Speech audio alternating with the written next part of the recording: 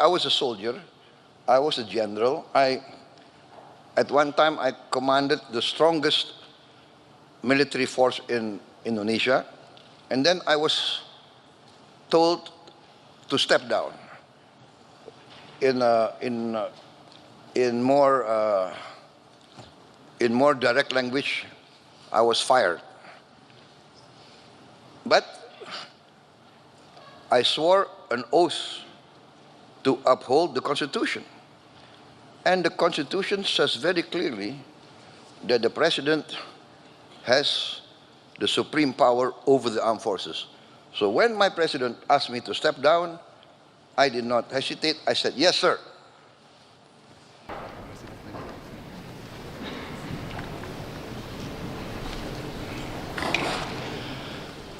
Good afternoon, ladies and gentlemen, Ibu dan Bapak yang terhormat, and welcome. Hoş geldiniz, selamat datang. I'm Oscar Surbakti, a news and business presenter at TRT World. I hope you've been enjoying the Antalya Diplomacy Forum so far. It is now my pleasure to welcome and introduce our distinguished guest for this ADF talk session, the President of the Republic of Indonesia, His Excellency Pak Prabowo Subianto. Prabowo Subianto became Indonesia's 8th president in October 2024 after winning the presidential election earlier that year. A former military general and businessman, he received an international education before graduating from the Indonesian Military Academy in 1974 and quickly rose through the ranks of the Army's elite special forces. Transitioning to politics, he co-founded the Gerindra Party in 2008 and ran for president twice before he was appointed defense minister in 2019. Three times, oh, I'm sorry. As leader of the world's third largest democracy, Prabowo Subianto is committed to strengthening Indonesia's sovereignty, driving economic development, and navigating complex geopolitical challenges, all while drawing on his extensive experience and deep commitment to his nation's future. Bapak Presiden, selamat datang dan terima kasih telah bergabung bersama kita. Mr. President, welcome and thank you so much for joining us. Now, before I ask you my first question, Pak, I just wanted to mention that this holds a special significance for me as an Australian with Indonesian parents from the Karo Highlands in North Sumatra. So on their behalf, I would just like to say Mujua Jua, which is the warmest greeting that you can give in the Karo language.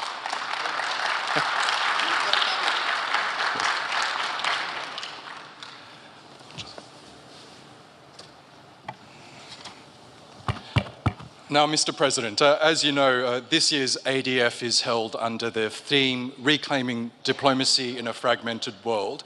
What does this phrase mean to you exactly in the current global context, and where do you see diplomacy falling short or potentially regaining strength in today's world? Thank you.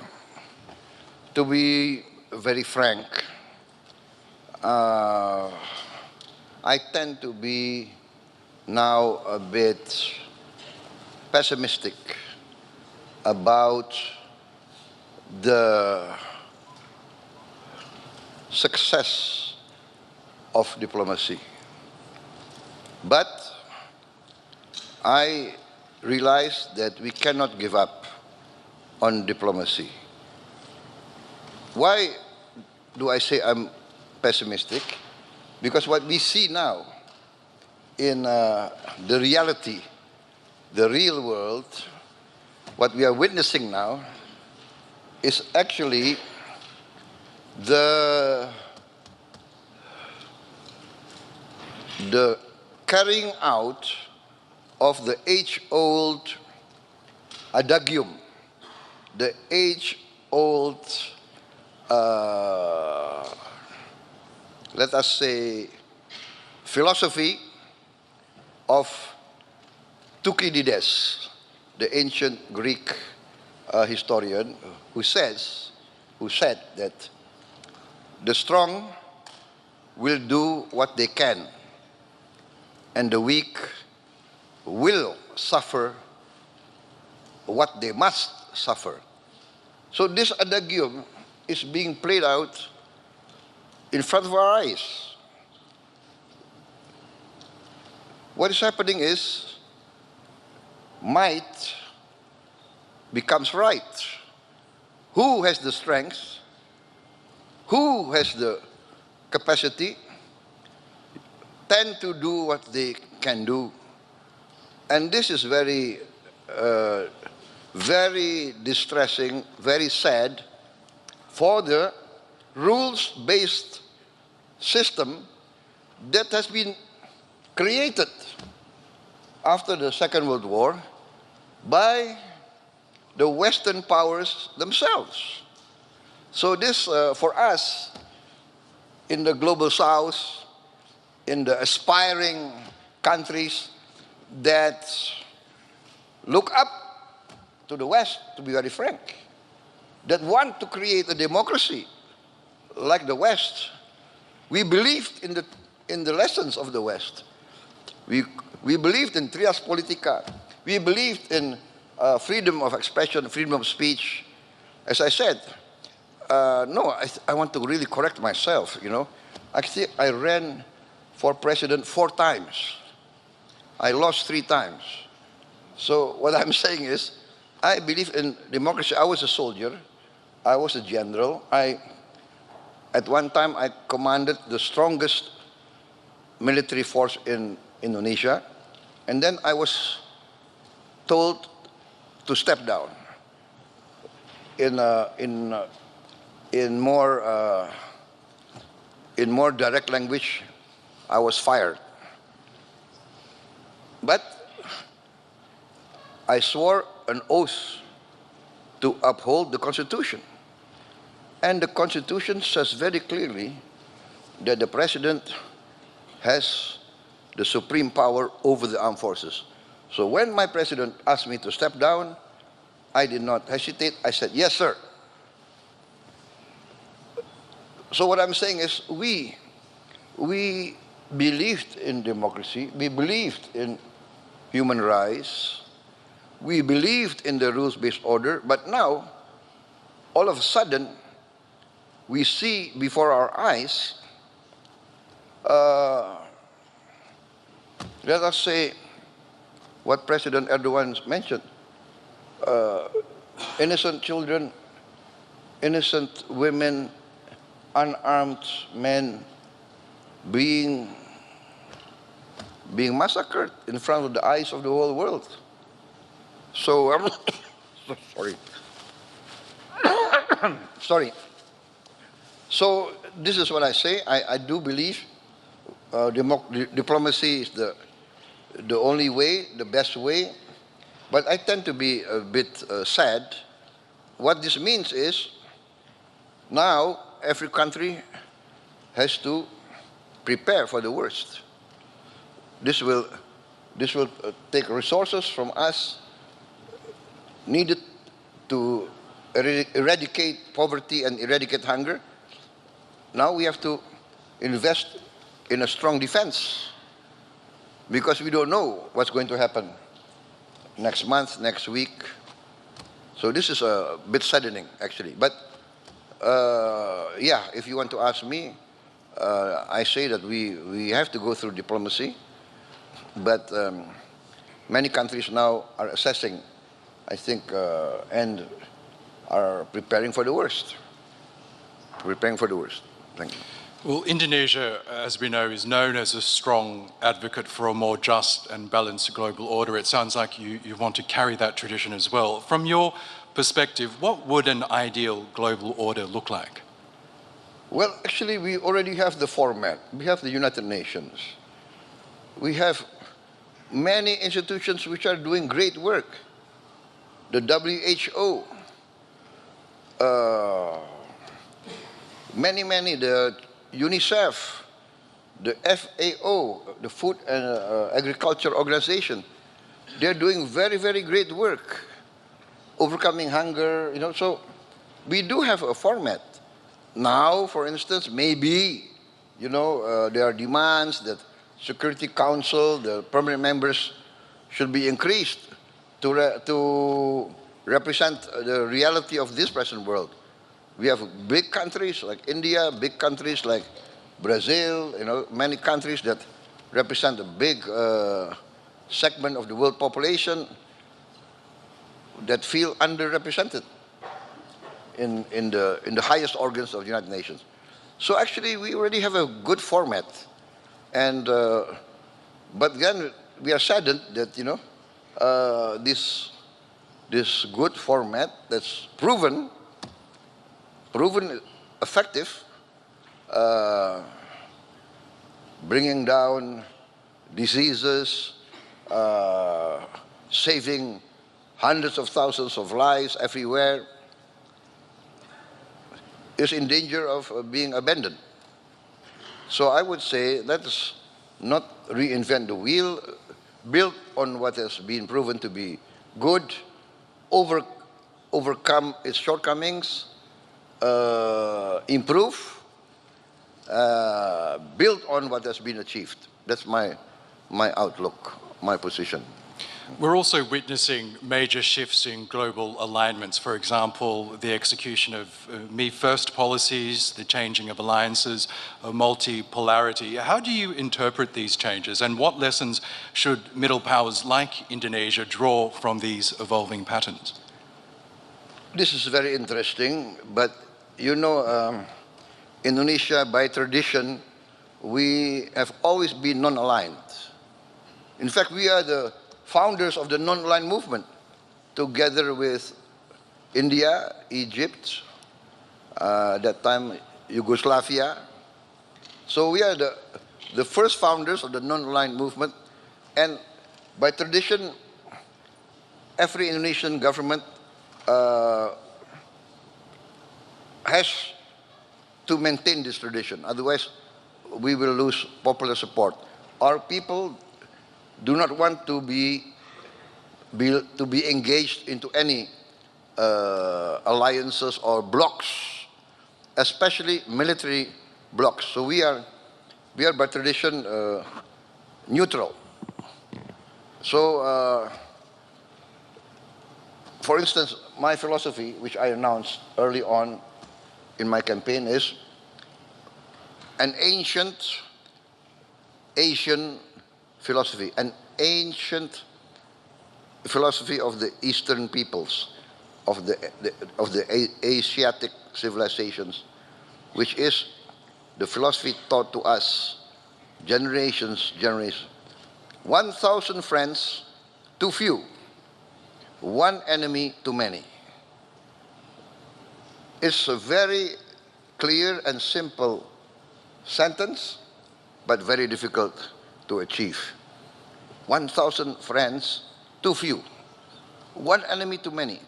But this is logical because, for instance, where I come from, Southeast Asia, 50 years ago, we were fighting amongst ourselves. We, neighbors, sending troops to each other's territories, claiming each other's territories. This is South Asia 50 years ago. And then amongst the wise leaders at that certain time, at a certain point in history, the leaders of 5 Southeast Asian countries, right, Singapore, Malaysia, Thailand, Philippines, and came to realize, hey, we have urgent agenda for our people. We have to deal with poverty and hunger. Why do we fight amongst ourselves? And then the idea of ASEAN, Association of Southeast Asian Nations, came, and lo and behold, 50 years, no conflict. We still have differences, but we tend to use diplomacy. We tend to talk, and sometimes talk, is very tedious, but better talk than fight. That's our position, And that's the Asian tradition. Sometimes the talk can go on and on and on, but in the end, there is some sort of interaction, some sort of chemistry, and we tend to think of the common interest. So this is my philosophy also.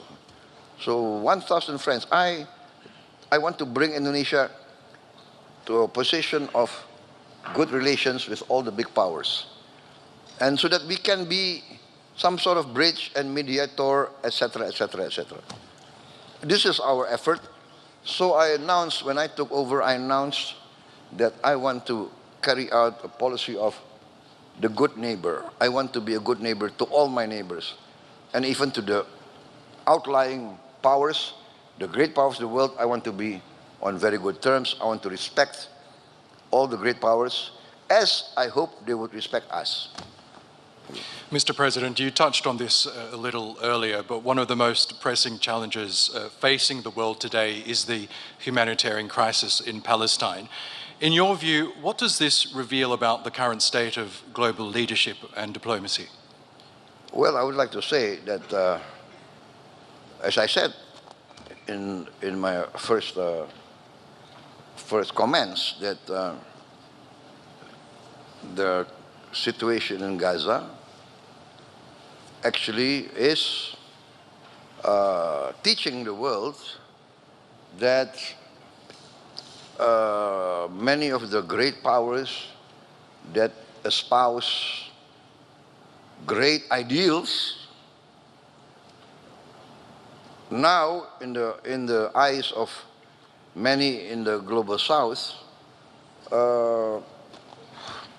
have fallen short, basically.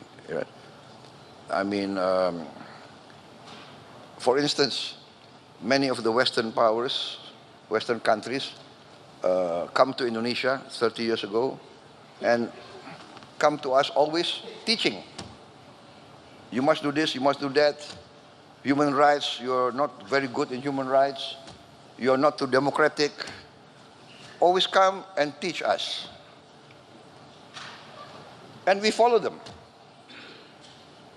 We follow them. And then, now we see that you come to us, you teach us human rights, but when you see flagrant violation of human rights in front, every day, every night on television, many of those who come to teach us, they keep quiet. So this is saddening, but it is a waking up. It makes us wake up. Oh, so that's it. You tell us, we must do this, we must do that, we must do this. And then you violate, or you keep quiet, or you accept these violations. How can a 6-year-old boy or girl be guilty of anything? How can an armed mother be bombed and lose their house and lose everything? It's I think, something that's very hard to digest, actually. And that's why I try to do what I can. That's why I'm traveling tomorrow. Tonight I go to Cairo. I will consult with President Sisi. Then I'm going to Doha, and I go to Amman, consult with King Abdullah, and then people ask why. You are so far away. You are in Indonesia, but I cannot, because my people feel the attack on the innocent people of Gaza, of Palestine, of Lebanon, of Syria, is like attacking them. Indonesia, of course, is majority Muslim, but I feel also that I must contribute what I can. So I already, for instance, I sent a small medical team together with the UAE. We have a medical field hospital. We are participating in that, and we are committed also to build another hospital in Palestine, in West Bank, maybe also in Gaza. And I've I've already announced that we are willing to accept wounded civilians that need medical care, also children and young students who have not gone to school for many years. We are willing to give them scholarships. And we already have some Palestinian students already, but not enough, but we are willing to increase that.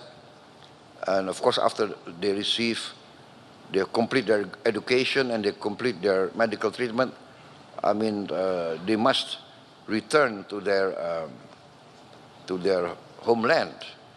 So Indonesia, we are trying to convince everybody that the only real solution, a permanent solution, will come only by a two-state solution with an independent Palestine.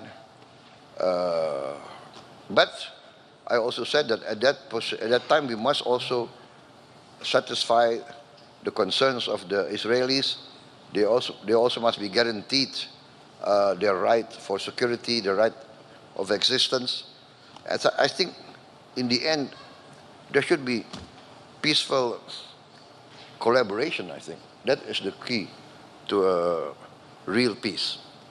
Yes, and we know that your continued support of the Indonesian hospital in Gaza has been key to providing life-saving medical services in the enclave. Now, if I could turn to the Indo-Pacific region, we know the region is increasingly becoming a stage for great power rivalry, a potential flashpoint.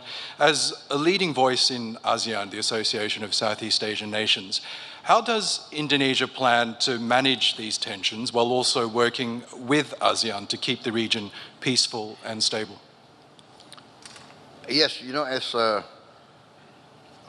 many times in many different fora, in many different instances, I said that our only way is engagement. Engagement and mutual respect. So in the end, I always propose collaboration. We have sometimes conflicting territorial claims. This is natural because we have been subjugated to many centuries of foreign domination, of colonialism, of imperialism. Some countries from somewhere came, they seem to like the wealth of some of our regions, and they say, okay, now this is ours. And they put up their flag. You see, so after a long period of struggle against colonialization and imperialism, most of the countries in our region achieved independence. But still, the leftover of those centuries, you know, boundaries which are not clear, etc., etc., they are now the heritage given to us that we have to clear up all this mess. So we succeeded in cooperation with Vietnam. We have, I don't know, several decades of territorial claims and counterclaims, but we have resolved it a few months ago. I'm proposing also to my good friend and my good brother, the Prime Minister of Malaysia, let's solve the outstanding issues that we have with Malaysia. I also proposed joint development with the People's Republic of China, President Xi. You know, we respect each other's legal position, but in the meantime, why don't we work together, right? We have overlapping maritime areas, zones. For instance, the PRC claim historically for thousands of years, Chinese fishermen have fished in those waters. And we claim for thousands of years, Indonesian fishermen have fish in those waters. So I said to President Xi, why don't we have joint development? Let's register how many hundreds of Chinese vessels, how many hundreds of Indonesian vessels, within the framework of the international limitations so that we don't have overfishing. Let's give licenses and everybody benefit. So I told everybody, said 100% of zero is zero. So might as well work together in the meantime. And President Xi agreed. In fact, he agreed very fast. I proposed this to the Vietnamese, I proposed this to the Malaysians. So this is my approach. Let us work together to achieve common prosperity. Every race, every country, every religion in the world aspire to the same thing. Life, liberty, the pursuit of happiness. Everybody needs the basics. Prosperity, there is no prosperity without peace. So this is my approach. Now, becoming president was a hard-fought battle for you. You pointed out that you contested several elections before finally winning last year. Now that you are leader, what is your vision for Indonesia, a nation of more than 280 million people, highly educated? What do you hope to achieve in your time as president? Number one, I have to safeguard the nation's wealth, our natural resources, our wealth must be safeguarded to protect it and to make it useful for future generations. That's at most, because without the resources, then it's very difficult to achieve prosperity. Number two, we must have wise, correct, and common sense policies. That is the duty of every government, in my opinion. After being an amateur historian, I studied the history of many civilizations. The key to every country's well-being and independence is the ability of every country to guarantee food for its people, food security. And I think this is also the realization of the United Nations. The United Nations several years ago said that the future global crisis will be three. What they say, the FEW, food, energy, and water. So likewise, in Indonesia, I have to guarantee food for my people. Number two, I have to guarantee energy for my people. And then water. Alhamdulillah, thank God, Indonesia, we have abundance of water. We have the other way around. Sometimes we have too much water, and then there's flooding, you see? And that's I would say that's our challenge, right? Like, we must manage our water, that it becomes useful. It doesn't become a natural disaster. And this is also a matter of education, matter of good governance. So that, and then of course, prosperity can only be achieved by the grasp of science and technology. Science and technology will enable us to industrialize. And so education, investment in science, technology, and in education is very important. In our budget, the number one, the highest item in our budget is education. I think it's the highest in the history of Indonesia. And then also I have rolled out a free meal for every children and every pregnant mother of Indonesia. So this is a massive program, very ambitious, but we are getting there. Sorry. at the end of 2025, we will provide meals for 82.9 million mouths by November 2025. So this is our program. We have to. I'm very determined to bring down poverty, especially extreme poverty, and I want to eradicate hunger. Nobody must go hungry in a nation that is a member of the G20. Thank you. And finally, Mr. President, this year marks 75 years of Indonesia-Turkey diplomatic relations. Both nations share a deep historical bond and strategic partnership. As we look ahead to 2050, which will mark the centenary of this partnership, how do you see that bilateral relationship evolving, especially in addressing shared global challenges? I'm very optimistic in this case. I'm very bullish in the sense that Turkey has a special place in Indonesia, the Indonesian people, you know.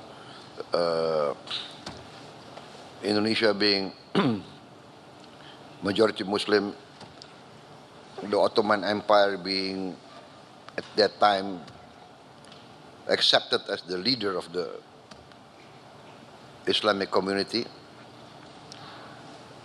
Relations go through many centuries. Many parts of Indonesia feel the influence of the Ottomans. Many cases we were attacked by foreign powers. The Ottomans came to the assistance of our sultans. So there's this emotional bond. And I think even now, President Erdogan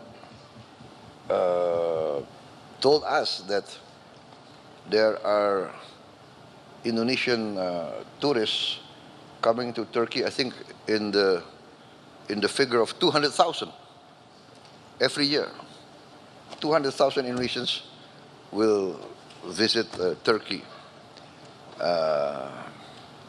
Usually after they go on the Umrah, then they will come to Turkey. And we have 50,000 Turkish citizens coming to Indonesia every year. Can you imagine? We are very far, but this is the close bond. And we are working very good in many fields. So I'm very bullish, I'm very optimistic. I can also attest that many Indonesian citizens now call Turkey a home and have set up delicious Indonesian restaurants in Istanbul to my benefit. So that's a great way of ending You are this living discussion. here? In Istanbul, yes, I am, sir. Yes. Very smart, very smart. I'm afraid we could be talking for hours, but I know you have a very packed schedule, Bapak President. That does bring us the end of our discussion. Can we please thank our honored guest, His Excellency Prabowo Subianto, the President of the Republic of Indonesia.